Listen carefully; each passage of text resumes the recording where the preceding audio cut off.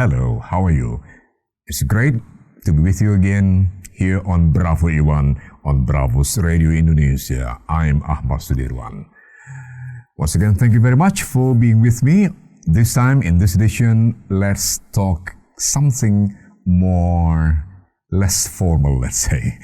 So, dalam bahasa Indonesia, kita akan membahas sesuatu yang quote-unquote agak sedikit ringan, tapi mungkin juga cukup penting karena masih ada kaitan dengan ekonomi, politik. Mengapa ekonomi? Karena ini adalah mengenai fashion. Dan saja begitu bicara mengenai fashion dan elemen-elemen yang terkait dengan fashion, termasuk sejarahnya, pasti ada kaitan nanti juga selain dengan budaya, juga ternyata dengan politik, ekonomi.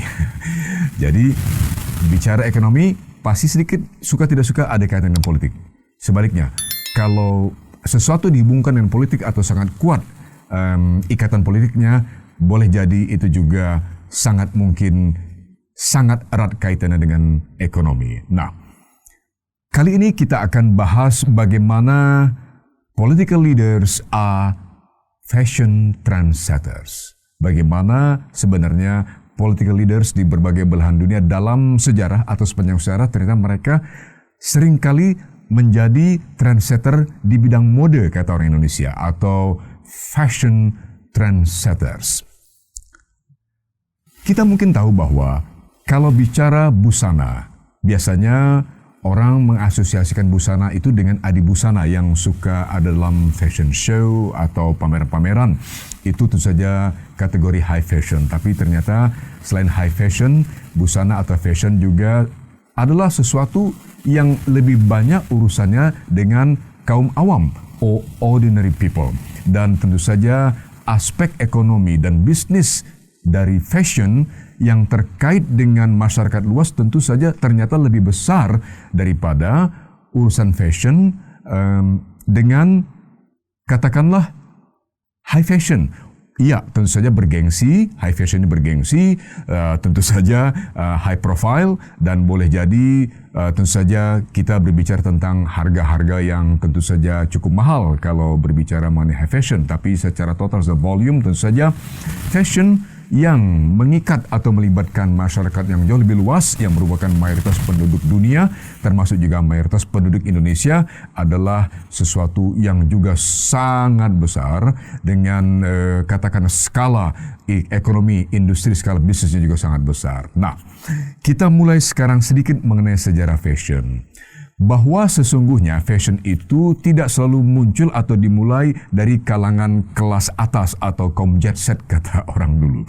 Tidak selalu begitu. Kaum jet set itu selalu diasosiasikan dengan high fashion atau mode kalangan atas. Tetapi sesungguhnya dalam perjalanan sejarah seringkali sesuatu gaya yang menjadi fashion itu justru mulainya atau berangkatnya berdasarkan sejarah ini justru dari kalangan awam. Misalnya, sejarah berkembangnya jeans, celana jeans, atau baju jeans yang sangat populer pada masa atau pada era modern ini. Tetapi ternyata dalam sejarah kita diingatkan, begitu kira-kira, bahwa sepanjang tahun 1800-an atau pada awalnya, busana jeans atau pakaian jeans itu ternyata awalnya adalah jenis pakaian yang digunakan atau dipakai oleh kalangan pekerja. Bahkan lebih spesifik adalah kalangan pekerja tambang. Dan ini punya alasan-alasan tersendiri. Mengapa? Karena ternyata bahan yang dijadikan jeans itu terbuat dari bahan denim yang tentu saja cukup kuat. Dan ada sejarahnya pula lagi ini. Denim itu ternyata berasal dari kata The Nims. Nims itu nama sebuah daerah atau kawasan di Perancis, Nims. Jadi The Nims kemudian menjadi singkat dalam bahasa Inggris menjadi kata bahasa Inggris menjadi denim. Itu bahan denim, corduroy denim. Dan itu dikembangkan awal-awalnya oleh para pembuat busana atau katakan pakaian di kota Genoa, Italia. Sejarah mengingatkan kita pula bahwa ternyata produk jeans ini kemudian banyak dipakai oleh para pekerja tambang di berbagai belahan termasuk atau terutama di Amerika Serikat, yaitu para pekerja tambang khususnya yang bekerja untuk berbagai hasil mineral termasuk emas misalnya, dan di antara mereka ada yang bisa menyimpan beberapa biji dari hasil tambang mereka di bawah tanah atau di dalam kedalaman tanah. Biji-biji mineral kecil itu mereka tempatkan atau mereka taruh di kantong kecil yang ada di celana jeans. Dan itulah salah satu keunikan celana jeans yang kita tahu pertama sekali dipatenkan pada tahun 1873 oleh David Jacobs dan Levi Strauss di New York, Amerika Serikat. Setelah itu, sejarah bahwa celana jeans kemudian berkembang, dikenal luas, tidak hanya kemudian dipakai oleh para pekerja atau kelas pekerja, tapi kemudian juga akhirnya oleh kalangan lebih luas. Dan kalau kita lihat sejarah lebih kontemporer, ternyata celana jeans itu termasuk pula mulai lebih dipopulerkan lagi di kalangan kelas atas oleh aktor Hollywood saat itu, yaitu Marlon Brando pada tahun 1950-an. Dan setelah itu banyak kalangan atas memakai celana jeans khususnya, terutama awal untuk kalangan pria dan kemudian tidak hanya pria tapi juga wanita. Itulah awal fashion yang tadinya dimulai dari kalangan biasa atau kalangan yang awam kemudian menjadi sesuatu yang modis dikenakan oleh kalangan bukan hanya menengah tapi kelas atas dan akhirnya oleh penduduk dari kalangan manapun. Itu satu jenis jeans. Tapi kita tahu juga bahwa fashion atau dalam bahasa Indonesia kita katakan mode itu juga bisa dikembangkan oleh ternyata tokoh-tokoh politik. Siapa saja? Oh ya, ternyata kalau kita mau lihat sejarah tidak usah jauh-jauh, kita mulai dari negeri kita sendiri. Ternyata Presiden pertama Indonesia, Insinyur Soekarno juga termasuk adalah seseorang yang menjadi trendsetter untuk fashion atau mode ini. Kita tahu bahwa Presiden Soekarno adalah seorang sipil, tapi beliau sering atau selalu tampil dengan busana atau outfit yang ada ciri-ciri militernya. We know that Indonesia's first president Soekarno was a civilian, but he always liked to appear in that very special suit that he liked very much, which was associated with military symbol like epaulet, etc., something like that. So we do realize that many political leaders have become fashion trendsetters already since decades ago, like what the former president, the Indonesian first president Soekarno did since he became president, that he once again always appeared very fashionable with his very favorite outfit in that very special color. We know you can see the photos here how President Soekarno always looked very attractive in this outfit almost all the time during his tenure. Kemudian kita lihat bahwa dalam sejarah pemimpin politik berikutnya yang memberikan pengaruh terhadap tren fashion ternyata adalah tokoh sosialis dari Amerika Latin atau Amerika dan termasuk Amerika Tengah sebetulnya. Banyak diasosiasikan sebagai pemimpin atau tokoh politik dari Amerika Latin, yaitu Che Guevara. Che Guevara selalu tampil dengan outfit khasnya dan yang sangat tentu saja sangat mudah dikenal dari Che Guevara adalah baret yang dia kenakannya.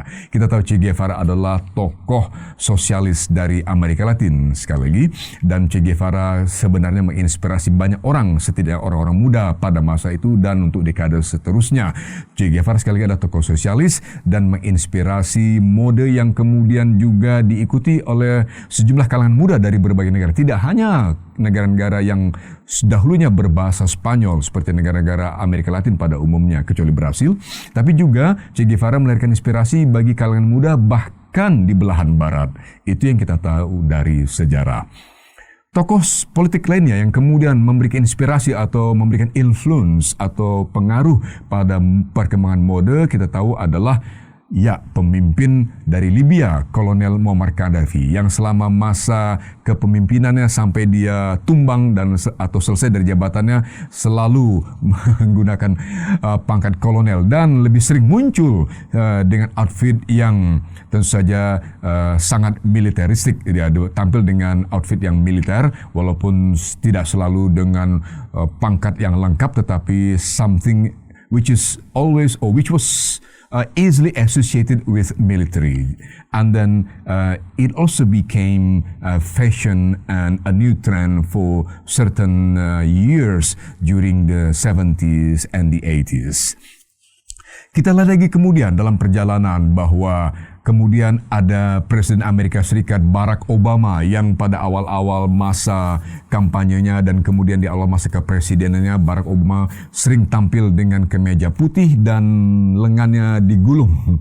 Kalau sedang tidak mengenakan formal suit, tentu dia tampil dengan kemeja putih dengan lengan yang digulung, dan itu juga merupakan satu inspirasi baru dan menjadi trendsetter dalam mode yang baru, dan ternyata kemudian ini menjadi awal berkembangnya katakanlah semacam pandangan atau adagium. Ternyata apabila dahulu mungkin di awal abad 20 pakaian atau kemeja putih itu lebih diasosiasikan dengan kalangan kelas atas atau white collar istilahnya, atau mereka yang bekerja kantoran pada masa itu, atau yang bekerja sebagai staf kantoran, atau mereka yang berada pada level economic level middle up.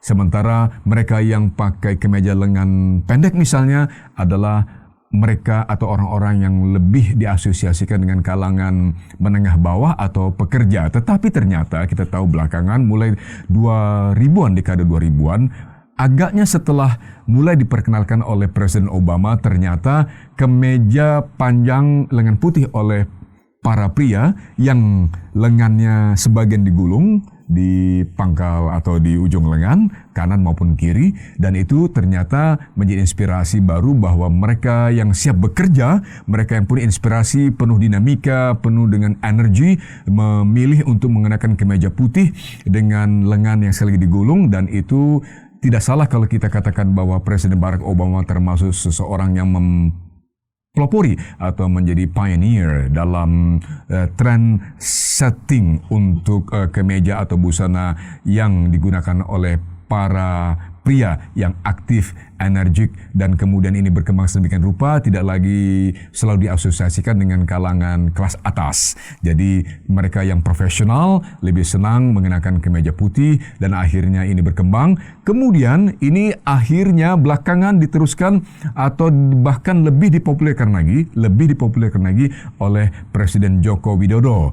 Ketika setelah menjadi presiden, Jokowi lebih sering memakai kemeja putih ketika sedang berada tidak hanya di kantor, terutama juga ketika sedang berada di outdoor, on the field for instance, dalam kunjungan-kunjungan kerja misalnya, lebih sering Presiden Jokowi menggunakan kemeja putih dengan bagian lengan yang digulung. Dan ini lebih menegaskan lagi bahwa kalangan profesional, kalangan eksekutif ternyata bisa dikenali dan lebih menyukai akhirnya gaya yang sangat kemudian menjadi less formal, kurang formalnya, yaitu kemeja putih dengan bagian lengan yang digulung sebagaimana yang dipelopori oleh Presiden Jokowi, dan itu diikuti banyak pihak, banyak kalangan, tidak hanya mereka yang berada di level atau di jalur eksekutif maupun legislatif, tapi juga kalangan swasta profesional juga melakukan hal yang sama. Ternyata itu juga tidak hanya dilakukan oleh kalangan pria, juga oleh kalangan wanita yang ingin dirinya diasosiasikan dengan seseorang yang profesional, orang yang penuh energi, orang yang dinamik. Kita tahu sebenarnya di awal-awal sebelum menjadi presiden, Jokowi adalah gubernur di DKI Jakarta. Nah, ketika sedang berkampanye untuk menjadi gubernur di DKI Jakarta, dia dan pasangannya Joko Widodo dan pasangan saat itu yaitu Basuki Cahayapurnama atau Ahok, mereka tampil dengan satu lagi yang unik, kemeja mereka kotak-kotak. Ya, itu sesungguhnya menjadi sebuah tren sendiri juga ternyata. Dan itu kalau kita lihat sejarah, sesungguhnya barangkali boleh jadi somewhere di mana di suatu tempat dahulu pernah muncul tren yang kotak-kotak itu, tapi kemudian dipopulerkan kembali oleh Jokowi dan Ahok pada masa itu, sehingga kemeja kotak-kotak bagi kalangan pria khususnya itu menjadi sesuatu yang enak buat mereka dipakainya, dan mereka merasa katakanlah menjadi seseorang atau pribadi yang bisa tampil atau memberikan kesan dinamik dan juga profesional. Nah, kemudian kita tahu belakangan tampilan atau appearance oleh tokoh politik sebagaimana dipelopori oleh Jokowi, ternyata ini terus berlanjut. Tidak saja Jokowi menggunakan kemeja lengan panjang putih yang digulung, tapi juga tampil lebih jauh dari itu, misalnya mengenakan sepatu kasual. Dan tampilan keseluruhan seperti ini tentu saja menjadi tren fashion mode yang layak menjadi perhatian. Dan kita tahu bahwa di berbagai belahan dunia lainnya, sejumlah pemimpin politik lain juga ternyata bergaya mirip-mirip Jokowi. Ya, mereka tidak canggung-canggung lagi memakai kemeja lengan panjang putih dengan bagian lengan digulung yang kanan maupun kiri, dan kemudian tampil seperti apa adanya dengan sangat casual, kemudian juga tanpa basa-basi begitu, dan ini ternyata dipandang lebih dekat dengan kalangan biasa. So this was seen to be more acceptable for people in general, particularly the ordinary people, that a leader like Jokowi, for instance, who comes up with a very casual dress, is more acceptable, better associated with themselves. Jadi lebih bisa diasosiasikan oleh para awam sebagai bagian dari mereka, dan ini tentu saja menjadi salah satu faktor yang sesungguhnya menurut banyak kalangan, termasuk tidak hanya para pemerhati mode tapi juga kalangan politik tertentu, bahwa ini merupakan satu pemikiran jenius yang barangkali saja tadinya tidak begitu disadari oleh para politisi atau para pemimpin politik lainnya sebelum Jokowi melakukan hal tersebut. Namun kita tahu bahwa sesungguhnya di belahan barat pun tidak lama setelah Presiden Jokowi menjadi presiden, di Inggris Perdana Menteri Boris Johnson pun ternyata mulai melakukan sesuatu yang mirip, yaitu menggunakan kemeja, sering juga dengan kemeja putih yang lengannya digulung, juga tampil biasa, tampil casual. So that's the development of the fashion made by political leaders. So in fact, once again, political leaders or state leaders can become fashion trendsetters, as shown in the history. Once again, as I mentioned before, that President Barack Obama of the United States of America was among the first president who appeared in his white shirt, long sleeve, and then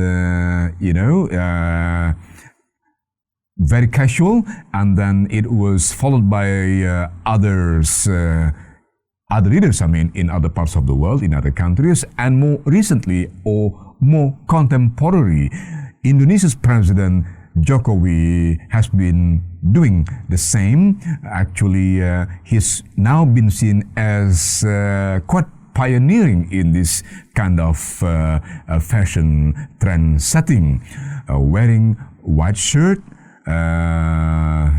with the sleeves fold up, and then it reflects in the eyes of many people as the leader is ready to work hard, and then he's more seen as closer to the people in general, or the ordinary people. So that's how fashion can actually develop, and then without people realizing it, that the political leader has been influencing the trend of this fashion. We know that in the history, back to history, that in many countries, fashion that was first or that was originally started by the ordinary people later became something of major business. And that happened, for instance, with jeans. As I mentioned in the beginning before, that how jeans came to the States and then became very popular, particularly in the United States of America and then to the whole world, that jeans, in fact, were something usually worn by minors. So history has reminded us about this, that jeans was not necessarily a style or fashion that was begun by people from the upper level of the society, but in fact it was more used by the middle low class members of the society, to be very particular by the minors at the time. And then later jeans was being very, very popular, particularly since the Hollywood star Marlon Brando, among others, made jeans even more popular. So that how jeans was developing. But today we know that jeans not only a product of a certain or high-end fashion, but also a product, at least the type of product, not the brand, the type of product that is widely used by most people in most countries. So we can say that actually a product of fashion can start from any source, can be from the ordinary people, can be from the public figures, but of course also from the political leaders, as shown by President Barack Obama, for instance, and President Joko Widodo from Indonesia more contemporarily. So I do hope that this is an inspiration that could enhance our reference or our information about how fashion has been formed or has been, further influenced by political leaders, and then later at one stage that became a major or wide-scale business that the products used by more people or people in general, then in turn it became a source of major revenue or income, not only for the people themselves, but also even for a state. Thank you very much for being with me this time on this edition. We'll meet again next time, of course, in another edition. For me, Ahmad Sidwan, thank you very much for being here with us on Bravo Iwan, and we meet again in the next edition. Thanks. Salam Bravos.